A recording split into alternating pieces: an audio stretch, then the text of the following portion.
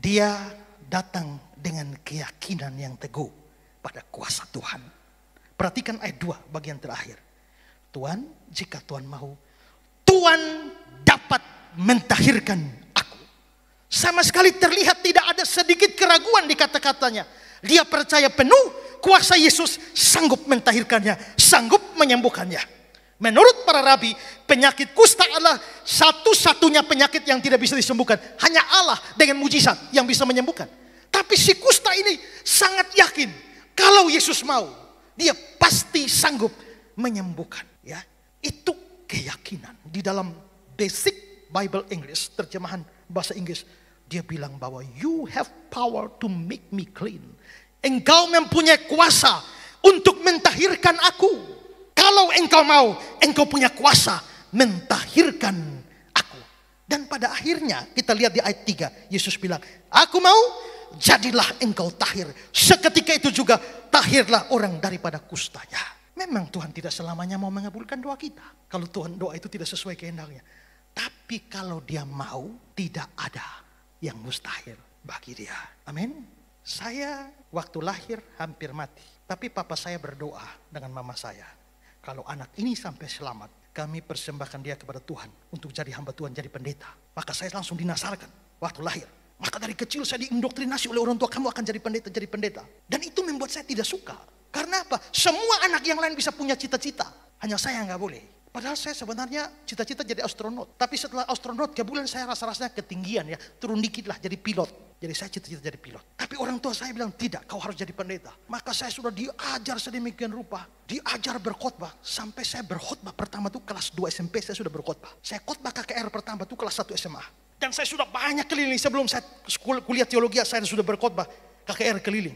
Jadi dengan kata lain, untuk berkhotbah saya cukup makan asam garam. Tapi satu ketika, tanpa ada pemberitahuan ini di kampung, tanpa ada pemberitahuan dari panitia, sudah datang saya mau KKR. Baru mereka bilang, Pak, ini bukan KKR biasa. Terus KKR kesembuhan ilahi.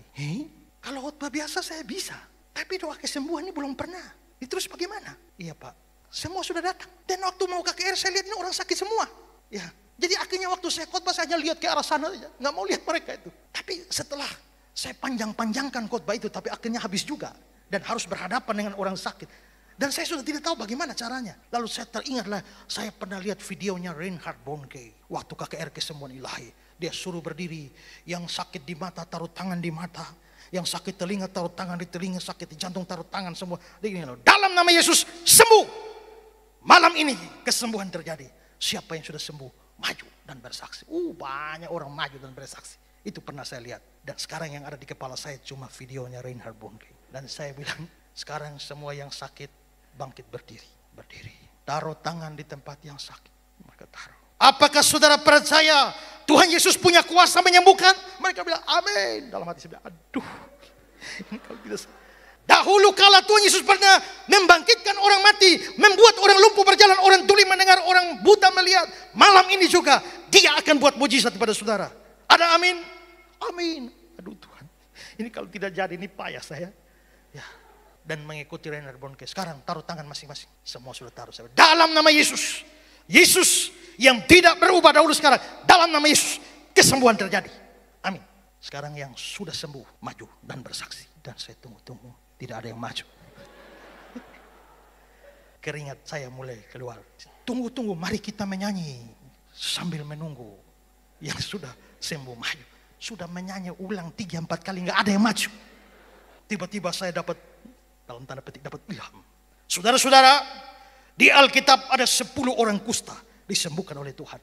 10-10-nya sembuh. 9 tidak balik. Hanya 1 yang balik mengucap syukur kepada Tuhan. Saya yakin malam ini banyak kesembuhan. Tapi cukup 1 saja bersaksi. Silakan. Tunggu. Tidak ada yang maju. Keringat saya seperti biji jagung. Lalu setelah itu saya bilang, saudara-saudara, Tuhan menyembuhkan dengan 2 cara. Pertama secara langsung, kedua secara berangsur-angsur. Jadi kalau Tuhan tidak sembuhkan saudara malam ini, dia menyembuhkan saudara berangsur-angsur. Amin, pulang. Malam itu saya bermasalah dengan Tuhan. Saya datang berdoa, Tuhan ini apakah engkau memang mau mempermalukan saya kah? Kalau tidak mau menyembuhkan, jangan bawa mereka datang ke sini. Kan bukan saya yang punya kemampuan menyembuhkan. Kenapa bawa mereka lalu akhirnya tidak sembuh 1 pun juga? Sampai saya kayak badut di muka. Saya marah sama Tuhan. Tapi malam-malam saya rasa Tuhan bicara di hati saya, Esra, kau sibuk meyakinkan orang lain. Ada amin, Tuhan Yesus sanggup. Tapi kau sendiri tidak pernah yakin. Memangnya kau yang menyembuhkan? Saya pikir iya juga ya. Tuhan, ampunilah hamba yang tidak beriman ini. Dan tambahkanlah iman. Ya sudahlah, sudah gak sembuh, mau apa. Tapi KKR hari kedua berjalan. Mereka datang lagi. Dalam hati, gak tobat kan? Kemarin gak sembuh. Kemarin gak sembuh, datang lagi. Ya, tapi yang aneh, saya rasa bukan saya. Keraguan sedikit pun tidak ada. Mari kita bangkit berdiri dan curahkanlah kuasa-Mu Tuhan.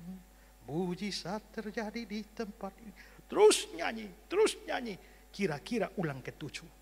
Satu bapak loncat, haleluya.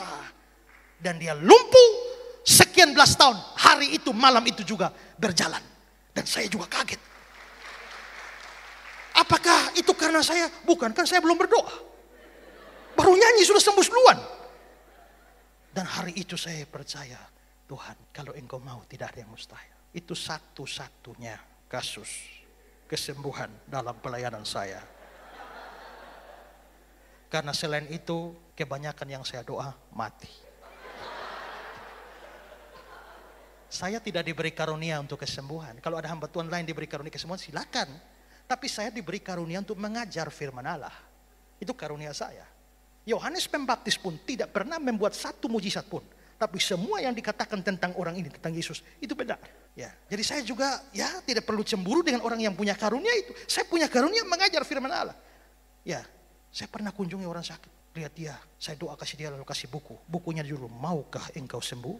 Berapa hari kemudian saya datang, tenda sudah di rumah, sudah mati. Saya punya karunia membuat orang cepat bertemu dengan Bapa surga. Tapi yang pasti adalah Tuhan tidak selamanya mau menyembuhkan.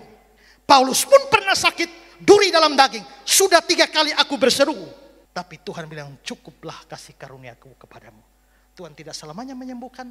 Karena dia, kalau dia mau, dia bisa sembuhkan. Kalau dia tidak sembuhkan, artinya dia mau mengerjakan sesuatu yang lebih baik lewat sakit penyakitmu. Kepada Lazarus dibilang, kematiannya akan membawa kemuliaan bagi Allah. Kalau kamu sakit dan sembuh, mujizat kamu sembuh, Tuhan dimuliakan. Tapi kalau kamu sakit, kamu tidak sembuh, tapi imanmu tetap kuat, tidak bergeser, kamu juga memuliakan Allah. Tapi kalau Tuhan mau, gak ada yang mustahil. Amin. Tuhan punya 1001 macam cara menolong kamu. Ada seorang ibu yang tulus imannya. Dia biasa kalau mau berdoa pada Tuhan, ibu janda. Kalau dia ambil kertas dan tulis, Tuhan, saya minta beras 5 kilo, bawang sekian bungkus sayur. Baru dia datang berdoa sesuai dengan kertas itu. Satu hari dia kehabisan beras, lalu dia ambil kertas, Tuhan, saya butuh beras 5 kilo. Tiba-tiba suara Tuhan datang, bangun, ambil kertas doamu itu, bawa ke Baba, toko Cina di depan sana, serahkan kertas doa itu. Dia bingung, tapi karena Tuhan suruh, dia bawa tuh kertas doa. Dan Om Baba, Tuhan bilang, Tuhan suruh saya butuh beras, Tuhan suruh saya bawa ini kertas. Om Baba bingung, lalu muncullah niat nakal Om Baba, baiklah, mari kita lihat seberapa berat doamu, berapa beras yang bisa kau bawa pulang. Maka Om Baba turunkan itu pemberat di timbangan, semua yang besi-besi pemberat itu turun semua, ganti dengan kertas. Kita lihat kau bisa bawa pulang beras berapa biji. Lalu Om Baba mulai ambil beras. Kan itu kalau ini kan dia mulai seimbang kan, timbangan. Om Baba lepas 2 butir, timbangan tidak bergerak. Setengah genggam tidak bergerak. 1 genggam tidak bergerak. Terus setengah kilo tidak bergerak. 1 kilo tidak. 2, 3, 4 tidak bergerak. 1 kilo lagi, 5 kilo tidak bergerak. Om Baba bingung, ada apa ini? Kalau begini beras saya habis. Ya, akhirnya dalam keadaan malu dia bilang, dia ambil plastik dan dia bungkus. Sudah kau pulang, ambil bawa di kertasmu, pulang. Maka si ibu janda terima beras 5 kilo dan bawa pulang. Tapi Om Baba ini bingung, kenapa dengan ini timbangan? Dia lihat periksa baik-baik. Ternyata timbangan rusak.